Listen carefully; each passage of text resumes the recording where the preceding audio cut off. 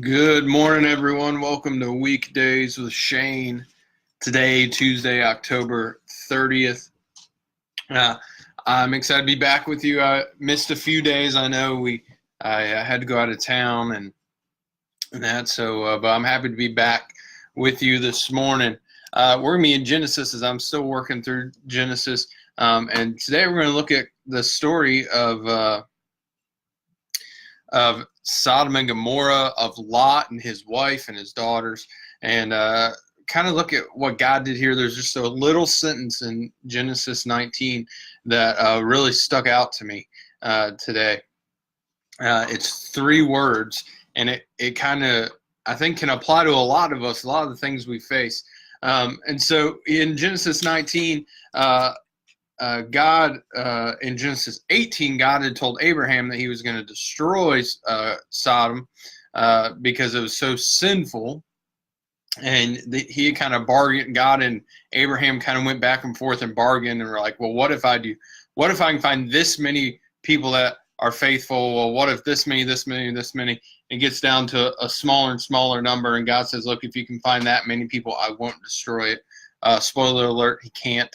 And so in Genesis 19, we get these 2 angels show up, and Lot, who's Abram's nephew, sees them and tries to get them to stay in his house, doesn't want them to stay in the city because he's worried what's going to happen if they try to sleep in the city center. And we get the men of the town coming to their door and trying to pull these, what are angels essentially, trying to pull them out. And finally they're like, look, we're going to destroy the city, Lot, and you need to get out of here. You, your family, your daughters are engaged, so talk to their fiancés, tell them they need to get out, and the guys that were going to marry his daughters, they didn't believe them, and so they stayed in the city. And the angels, starting in verse 15 of chapter 19, say, as morning dawned, the angels urged Lot, saying, up, take your wife and your 2 daughters who are here, lest you be swept away in the punishment of the city. They're saying, look, you got to go. It's going to happen. Get out of town. But verse 16, but he lingered. Right? But Lot lingered. Right? If you wake up and someone comes to your door and says, look, something bad is about to happen, everyone's going to be destroyed, the town's going to be destroyed, you need to flee now before it happens, I would flee. Right? It wouldn't take much to convince me, okay, we're getting in the car, we're getting out of here. But Lot lingered.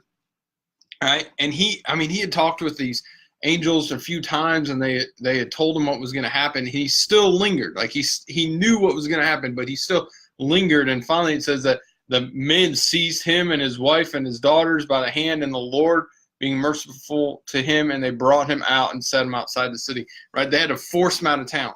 Sometimes for us, we do the same thing, right? We know God is leading us a certain path, a certain direction, a certain place, but we linger where we are. We're scared to take that next step of faith. We feel like God calling us into something new or calling us into a new direction in life. Maybe it's to leave a job behind and start a new career, or maybe go back to school, or maybe talk to your neighbor, invite him to church, or maybe to share Christ with someone you know, but we linger, right? We stay where we are because we're like, well, I'm comfortable right here.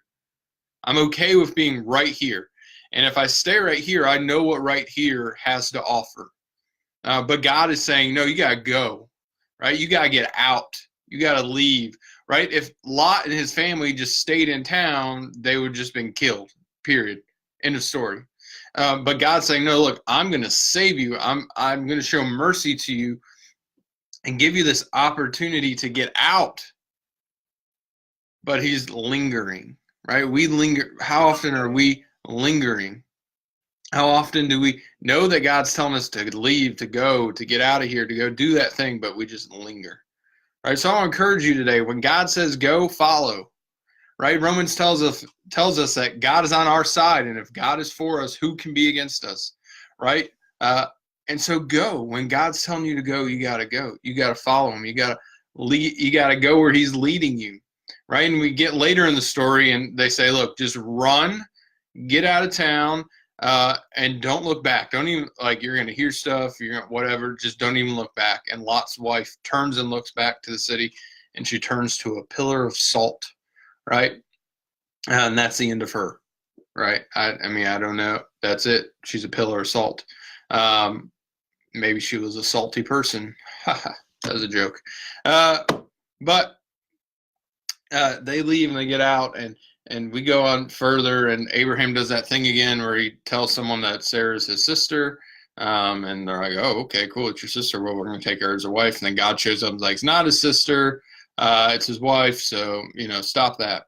But I just want to leave us with this encouragement. When God tells you to go, go, right? Don't linger. Take off, go to where he's telling you, do that thing, invite that person, leave that job behind and go to that new career.